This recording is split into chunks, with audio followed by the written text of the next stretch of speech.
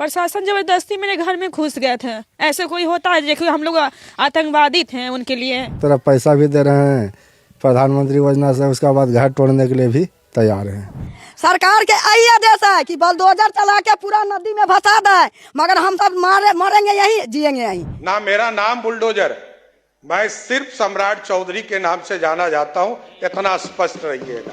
घर है जो बना हुआ था।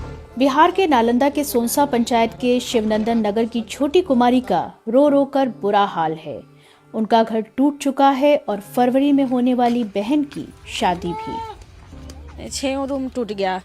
अब मेरे पापा जो पहले बनाए थे तो पहले ही टूट चुका, बोला कि नौकरी वाला है तो टूट चुका पापा का। मेरी बहन की भी शादी थी जो कि इधर ही फरवरी में ही उनकी जाने वाली थी। सब सामान भी तो हो गया था, खरीदा गया था, तो इसी वजह से अब उनकी शादी भी रुक गई है। बोलता लड़का वाला कि आप लोग का घर तो यहाँ नहीं है, घर मजुआ में आप लोग रहते थे, कोई घर ही नहीं, तो फिर शादी किए कैसे?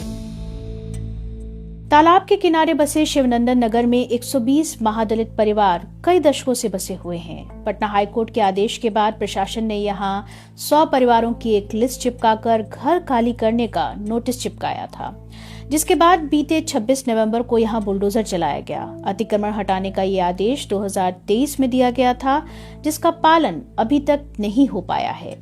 इलाके के अंचलाधिकारी मनोज कुमार प्रसाद ने बीबीसी को बताया, कड़ाके की ठंड को देखते हुए अभी केवल 8 लोगों के घर पर बुलडोजर चलाया गया है।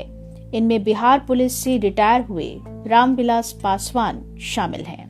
रिटायर किए तो मेरा पेंशन मिला, रिटायरमेंट, वो सारे पैसा हम इस मकान में लगा दिए। 2022 से माफिया थे कि हमको घर तोड़ा गया, जो कि भारत के मेडल सच्चाई ईमानदारी के आदमी से मिला है, फिर भी उसका भी मानता नहीं था। प्रशासन ने जिन 100 लोगों की लिस्ट चिपकाई है, उनमें ऐसे घर भी हैं जिन्हें इंदिरा आवास योजना के तहत राशि मिली थी। साथ ही कई लोग ऐसे भी हैं जिन्हें साल 2016 में शुरू हुई प्रधानमंत्री आवास योजना ग्रामीण के तहत भी सहायता मिली है। इंदिरा आवासी दे के भी तोड़ रहा है सरकार। बिजली विभाग दिया है, पानी नल पानी दिए है, सब कुछ सरकार दिए है, तब क्या वास्ते तोड़ रहा है? अरे न कर्जा लेकर कुछ बाल बच्चा मिला करके कली बना ले, सुविधा हो तो आज सरकार के जीता के सुविधा मिटा रहा। मोदी जी बने मुख्य प्रधानमंत्री तो फिर 20,000 मिला, उसका बाद नहीं मिला।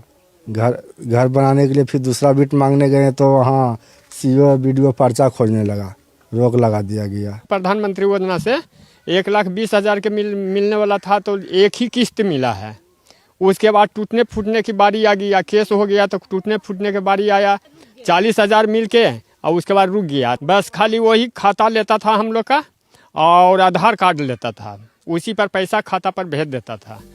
नालंदा के शिवनंदन नगर की तरह ही दरभंगा के लाल शाहपुर में भी महादलितों की बस्ती पर भी हाई कोर्ट के आदेश के बाद बुलडोजर चला है।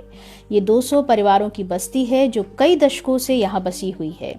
सुशीला देवी ने इंदिरा आवास से मिली सहायता और कर्ज लेकर एक छोटा सा मकान बनाया था, लेकिन बुलडोजर ने उसे तोड़ दिया। आज से नहीं छी, हमर ददिया सास, अपन सास, हम सब, हमर बेटा पुतौ, एतेक आदमी हम सब रहली पुस्तानी 4 पुस्तानी से। यही में हम पानी टैंकर रहे छी, यही में खाना बनबै छी बाल बच्चा के लक जबै कहाँ। जार में गर्मी तो नहीं कि रोडों पर सुत रहबै। उजाड़ने का भी एप्लीकेशन कागज पत्र कुछ नहीं मिला, सूचना दिया जाता है ना, उजाड़ा जाएगा। हम लोग प्रदेश में काम करते हैं, मजदूर है, लेबर मजदूरी का काम करते हैं। जैसे मालूम पड़ा कि घर टूटने वाला है तो आए देखने के लिए कि सामान सब सही है या नहीं है। घर पे अपने घर पे खड़ा हुए तो घर हमारा भी घर टूटने वाला था, मगर खड़ा होकर बचाए, कहाँ जाएंगे, पहले हम लोग को जगह दो, जमीन दो। डर लगवे करता है, बच्चा सब रहता है, 3-4 गो बच्चा है, पढ़ता लिखता है, उस सब कभी आगे घर तोड़ देगा, उसमें चपा के मर जाएगा। घर भी पहले से टूटा हुआ घर है। इस मामले में बीबीसी ने दरभंगा जिलाधिकारी से संपर्क करने की कोशिश की, लेकिन उन्होंने ये कहकर कोई प्रतिक्रिया देने से इनकार कर दिया कि यह कार्रवाई न्यायालय के आदेश पर हो रही है। बिहार में नई सरकार बनने के बाद से ही अतिक्रमण हटाओ अभियान चल रहा है।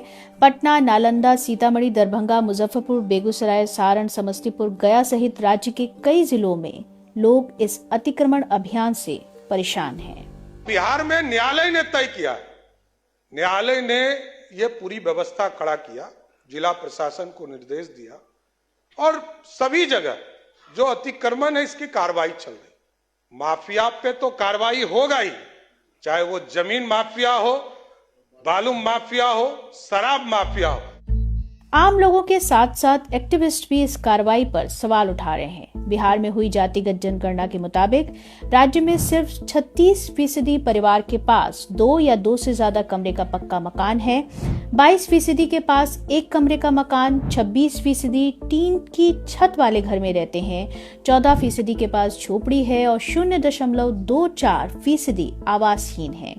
इस आवासीय स्थिति में भी सबसे ज्यादा हाशिए पर अनुसूचित जाति और जनजाति समुदाय के लोग हैं। संविधान की धारा 14, 19 और 21 का ये उल्लंघन हम मानते हैं इसे। PUCL ये भी मानता है कि सुप्रीम कोर्ट ने निर्णय दिया था, जो ऐतिहासिक निर्णय है, कि अगर आप कोई डिमोलिशन करना चाहते हैं तो उसके लिए 5 स्टेप आपको फॉलो करना पड़ेगा।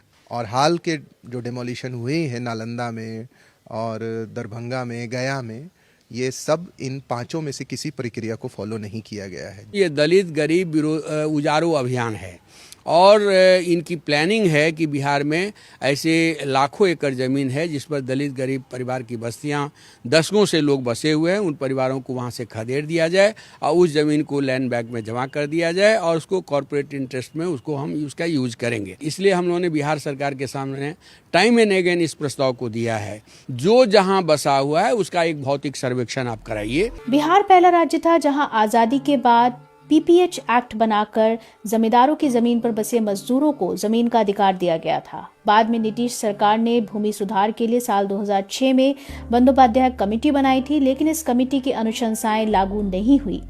साल 2025 के विधानसभा चुनाव में NDA ने अपने घोषणा पत्र में गरीबों के लिए पंचामृत गारंटी का वायदा किया है, जिसमें 50 लाख नए पक्का मकान बनाने की बात शामिल है। लेकिन इस वादे के मुताबिक लोगों को मकान मिलने की जगह अभी अलग अलग जिलों में अतिक्रमण हटाने के अभियान में लोगों के घर तोड़े जाने के मामले सामने आ रहे हैं।